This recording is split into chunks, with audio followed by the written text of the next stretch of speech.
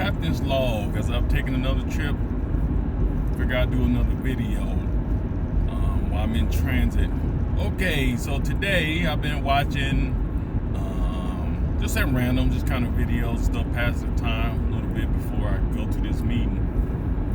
And I've seen some videos again of officers and the community interactions. So I came up with the equation after I watched this video. I guess you call it that. So it's like Karen plus non-compliance plus police officers equal getting shot, tased, and going to jail or dying. That's the formula. What I keep noticing.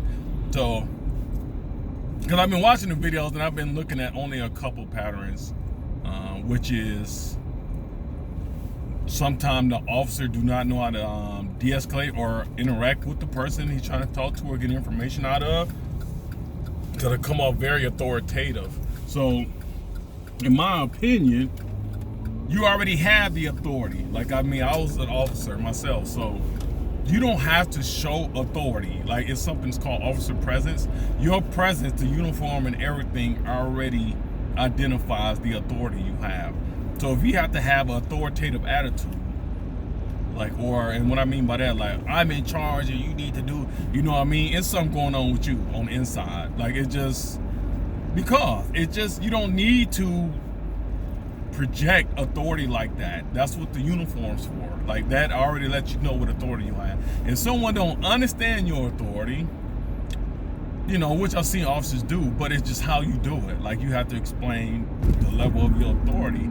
And I'm studying this, and I'm gonna get with some attorneys and stuff coming there and work with the community some more. Because in this video I'm thinking about, the guy came up, like, somebody called the police, a woman, of course, a Karen, called the police, saw some guy getting in the car and said it looked suspicious. So, called the police, the guy rolled up, he was on his standing by a motorcycle, and he's like, show me your ID. And he's like, what I need to show you my ID for? I ain't did anything. Like, you got to get it through your head. You don't have to do something for them to show you your ID. Like, for you to show them the ID. It's like, if they ask you for your ID, like, they have the right to identify you for whatever reason. Like, that's where the investigation starts, with ID. And so it's just like, if someone asks for your ID, or officer, and if you didn't do anything, just give them the ID, or you can just get the whole thing over with. It doesn't, whether you did something or not, just get it over with. Like, especially if you ain't did nothing, just give them the ID. So, why you need to see my ID? Classic first mistake.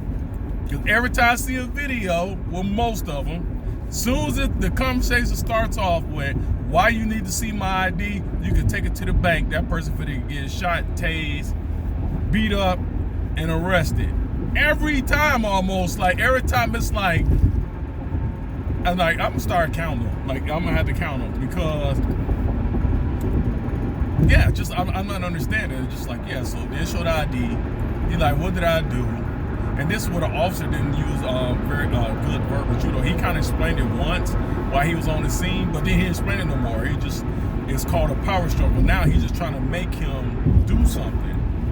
Well, just had a conversation. Like, if the guy's not a threat, you could tell the guy's already irritated. So if it was me and I walked up to him like, hey, I just explained to him, was like, look, I just got this call, and they was saying you was somebody that missed your description, was looking in the cars or something or whatever. Then if he get mad, oh man, I wasn't doing that. Like, okay, well, I'm just saying, like, that's, like, I don't know, like, what you doing out here or whatever, or give him a chance to explain what he's doing out here. It's like, look, I'm just responding to the call. Like, I'm not here to do anything to you, you just fit the description. And if you didn't do anything, like, what do you just explain what's going on. And then you just kind of go from there, because the thing is, if the person is irritated immediately, you have to stay calm the whole time. Like, I've been through many of these, and I don't power struggle. Like, I don't do that, so I don't try to be more authoritative than them, or I'll shout them. I just stay calm. And they're just like, okay, well, I see you upset. Is there any particular way any reason you're upset? It's like, well, I'm tired of police always messing with me. I was like, all right, well, I mean, okay, I understand. So it's called affirmation. So you're just affirming.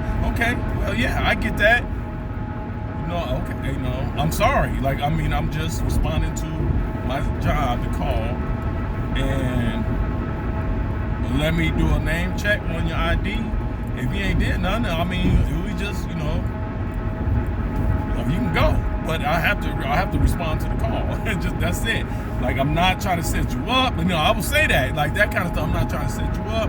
I'm not trying to take anybody to jail. I mean, this is what the officer do. Like, so, and you don't say, just say it in a nice way and say it with compassion and understanding. And I hate to use the word compassion, especially with alpha males and female.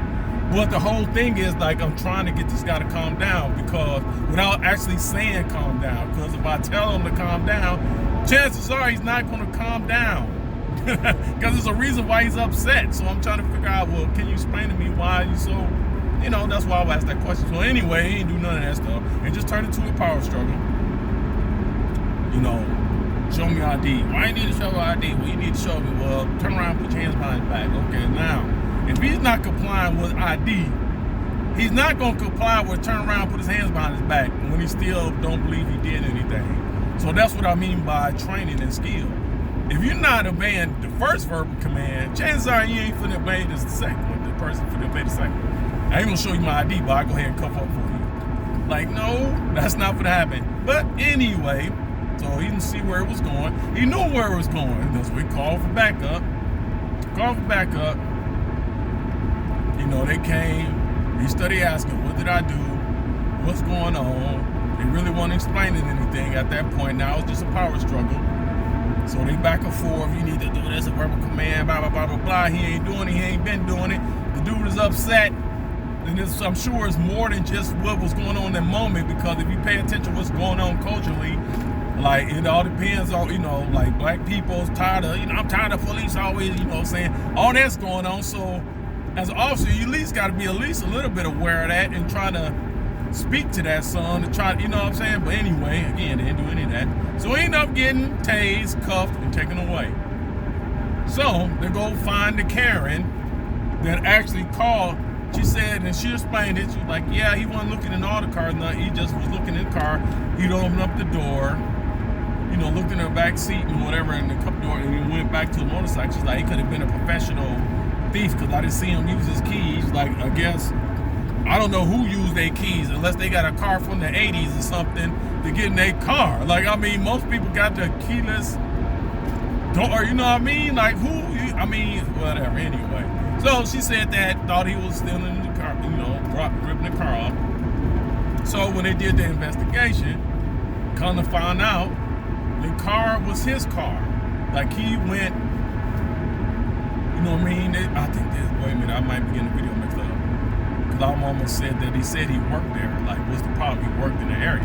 So, yeah, they were just like, yeah, that's right. Because they were saying, yeah, he worked here. Like, he worked, like, at this place over here. And it's like, yeah, the car that she saw him getting into was actually his car. It was his own car. So, the officers were saying it. They was like, well, why didn't he just say something? Well, if they would have kept the conversation going a little bit longer, because you could tell he was resisting, he was upset.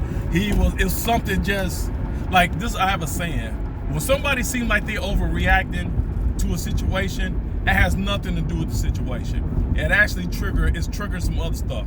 That's what's happening. That situation is triggering something else. So it's like you have to deal. That's why you had a conversation on the verbal judo or whatever, de-escalation and open-ended motivation interview or whatever skill you use or program to learn how to have a conversation with somebody.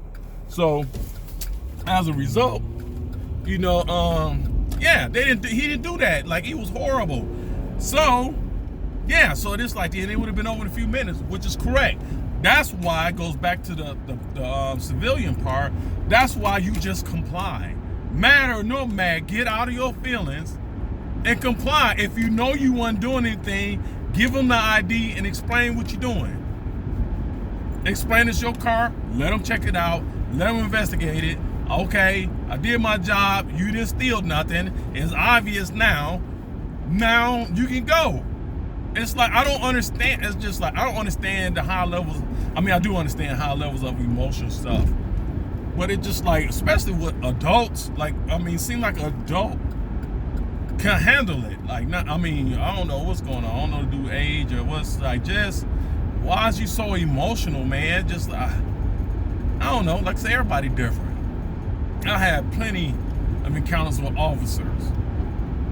Like, even as an officer, like, I actually got pulled over by a coworker one time. And he didn't even realize it was me. Like, he didn't, I mean, literally, like, I wasn't speeding or nothing. I, like, slid through. It was really icy, like, one day. And I wasn't even going that fast because it was icy. So I tried to stop, and I slid into the intersection. And, you know, I just couldn't stop it. So, you know, it was like a yellow light. So I was slowing down, sliding, you know, doing the thing to, you know, to try to keep him sliding. And then it just like, yeah, I still slid beyond the point. So I was like in the intersection, red light, so I just drove through it. Like, well, I ain't no sense of backing up because the other cars at the, you know, so I just drove, you know, went in. So I'm driving, and I seen him over there, so I wouldn't think nothing of it. I didn't even think he was gonna pull me over because I figured he just saw what happened. So I keep going. He turned around, came, pulled me over, and it's just like, so he was standing in the way like he's supposed to stand, for he won't be basically standing in a place where if I had a gun, I could just shoot him. So he wasn't really looking at me. So he was like, and I was right down the street from like the job, like right from where I was at, like where we both at. So he looked at, you know, he just like, you know, you have license registration? I was like, yeah. So I'm smiling, like, because I'm thinking he kind of see me, even his peripheral. And he said, where you going? And I just looked at him, I was like, to work?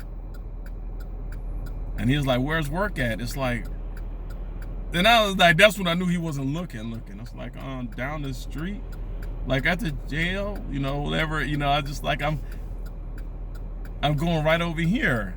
Like, are you serious? Like, and I mean, literally, I was just in training with this guy like a couple weeks ago. Like, literally, that's how, and so, and he never looked. Like, he just like, well, you be careful, cause but I look, and I was just like, okay. And he just, you know, he didn't give me a ticket or anything. He's like, just be careful, slow down. I didn't argue with him, tell him I wasn't speeding. I didn't go through all that. I just like, okay, sir, thanks. So when I got to work, because I knew who it was, you know, I didn't say his name. I just like to snap him out of it. I just wanted him to play out. I wanted to play out. So I went to work, and I said, hey, man, Officer so-and-so pulled me over, and I told him what happened. And I was like, man, I said literally, like he'd even act like he knew who I was. Like, just, like, and they just kind of laughed. They're like, yeah, he kind of like that. Like, you know, he just, you know, they laughed. They're just like I said, he wasn't like mean or nothing. He was just, you know, it was like a robot. It was like talking to a robot. Like, hey, man, like, hey, make some eye contact. And, like, you know, maybe, you know, it was early in the morning. Maybe he wasn't awake yet or something. I don't know. But it just like, so yeah. But it was cool, though. Like, I didn't argue with him. I knew I wasn't speeding. Like, because it was the, you know, he assumed what he assumed. I just let him assume it. I'm not for to argue with him, you know, because I'm just not an emotional dude. Like, I'm not for to, hey, that's not fair. What's, like, whatever. Like, okay, that's what you think. That's what you think. And I didn't say that, and, you know, and he just, all right, just be careful, da-da-da, all right, thank you. And I laughed, no ticket, no anything. But see, that's what I mean, like, people all emotional because of everything's happening on the news and not even dealing with what's going on with you. Like, yeah, how dare you, and argue. Like, I don't get that, especially with men nowadays. Like, I know I'm going on a tangent now. I'm supposed to be doing a video on that stuff. Like, I know I'm going on a tangent, but it's just like, I don't understand what's going on with men and all this, like, arguing and emotionalism, like, stuff. Like, just being emotional. Like, there's times when it happens. I mean, I get emotional or mad or something at times. Like, it happens. But it's just like, every one of them, I noticed that. It's like, why is you and I have a theory with that, because they call it, you know, they trying to say all this toxic masculinity thing. But if we look, especially in the black community, if the fathers aren't there, then it ain't toxic masculinity is jumping off. Like, I heard somebody saying it correct. It's the lack of masculinity. It's the lack of people teaching men how to be men, like, in a sense. You know, because I grew up with my father. And that's why I don't argue, because it wasn't no arguing. In my house, like in my father's house, there was no arguing at all. It was because it was his way, period. Like it's his house. Like, you don't like it, you know, ride out. Like, move out. Like, you know, I have a saying, I tell my kids that you got to pay the cost to be the boss. Like, you want to be the boss, you got to get your own stuff, because you can't be the boss in here. Like, me and your mom is the bosses, period. That's it. It ain't negotiable. Ain't nothing to conversate about. That is it. And if you don't like it, you have to leave. That's it. That's all. And that's how I grew up. So it wasn't no argument. What dad said went. Period. So there's no argument. But who like to argue? You know what I'm saying? It's just like, you know, a lot of times it be women. Because I see the single mom, female, I deal with them. With coaching and, you know, stuff, different stuff. And they argue and you know, and then they be raising boys, and I be noticing that same pattern with the boys, because they seen their mamas argue their way out of stuff, or argue with their boyfriend or whatever, and the dude just, you know, whatever. Like, I didn't grow up seeing that. Like, I didn't grow up, I seen it with other people, but my house, it wasn't, it was boundaries. And these are the boundaries, and he had the authority, and you're gonna respect authority, or you're gonna get done up. It's that simple. You're gonna get your butt tore up, you're gonna be grounded. Something is happening, guaranteed. So nowadays, I see like the dude offering with authority, arguing with authority. Like, what is your problem? Why you need to see my ID? Because they're the police, fool. Like, what you mean? The like, you know what I'm saying? They are a person in authority. Whether they abuse it, not doing it right, or how you don't like their tone, they still the authority. So every encounter I had with an officer in my life, you know what I mean? Even if they went overboard, like they never went too far overboard, because I just always complied. Did they always send a bunch? Did they send a bunch of police? Yeah, that happened to me. Remember, I tell them stories later, like police. Maybe I make it a video of police adventures that I encountered, because I won't say I survived, because it wasn't like that. It wasn't a surviving situation. You know what I mean? There were times I did stuff that they needed to be called. There were times when they just came on a whim and it just whatever. So I get those stories later. But every time I just complied. Like, I was polite. I was, yes sir, here you go. This is what you want. Here you go. You know what I'm saying? And then they'll just let me go. That's it. Like, that's why I get a ticket. If I had one coming. Whatever. So I'm not understanding this whole asking the police why you think they asking you, because they want to know who you are. Like, that's, I mean, really? Like, I mean, to me, it's just like, what? What kind of question is that? I didn't do anything. You ain't got to do nothing for me to ask your ID. You don't have to, they can just, I don't know. Like, they can't, you know what I'm saying? They're just like, yeah, you look suspicious. Well, anybody can look suspicious. And if you ain't suspicious, like, and again, people battle with this fair stuff all the time. Like, I don't use the word fair too often. It's very rare. I use the word convenience or inconvenience, because that's what people really talking about. It's an inconvenience. And cause I don't expect, excuse me, coffee. I don't expect things to be quote unquote fair. Like, everybody's gonna be treated the same. Like, cause they're not. They're just not. You know what I mean? Cause you reading a situation sometimes, you react according to the situation. So I don't know. Like, anyway, it just, I don't know. I didn't made it to my place, so in the captain's law, I got to find a parking spot. So until next time.